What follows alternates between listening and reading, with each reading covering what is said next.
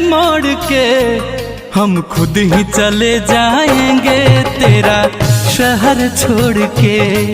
हम खुद ही चले जाएंगे तेरा शहर छोड़ के। ऐसे ना जा खफा हो के मुँह मुझसे मोड़ के। हम खुद ही चले जाएंगे तेरा शहर छोड़ के। हम खुद ही चले जाएंगे तेरा शहर छोड़ के।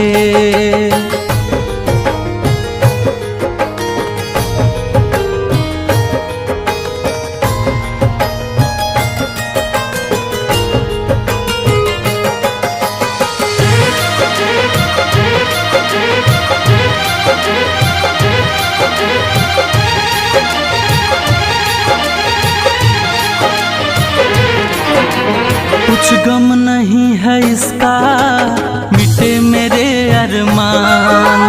ठुकराने वाले मुझ पे तू करना एक एहसान। सर झुकाए अंजुमन में आँख है बैठे हुए।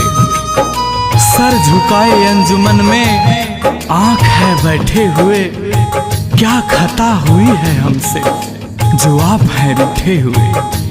देख लो अब वक्ते रुखसत प्यार की बेताबियां। देख लो अब वक्ते रुखसत प्यार की बेताबियां। कौन जाने कब मिले इस बार के बिछड़े हुए। कुछ गम नहीं है इसका मिटे मेरे अरमान। ठुकराने वाले मुझ पे तू करना एक एहसान। एहसास तुझे भी होगा,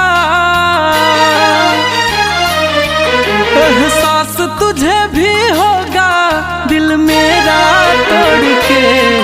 हम खुद ही चले जाएंगे तेरा शहर छोड़ के। हम खुद ही चले जाएंगे तेरा शहर छोड़ के।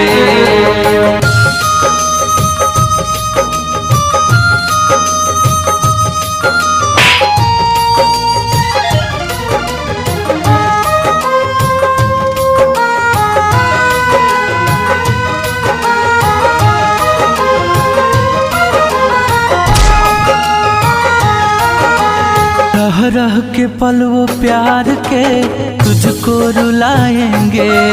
तेरी बेबसी तन्हाई में तुझको तड़पाएंगे।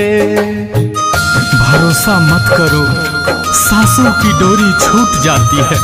भरोसा मत करो सांसों की डोरी छूट जाती है। ये छतें महफूज रहती है, हवेली टूट जाती है। लड़कपन में की गई वादें की कुछ कीमत नहीं होती। लड़कपन में की गई वादें की कुछ कीमत नहीं होती। अंगूठी हाथों में रहती है मगर वो टूट जाती है।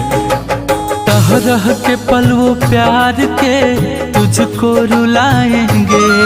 तेरी बेबसी तन्हाई में तुझको तड़पाएंगे।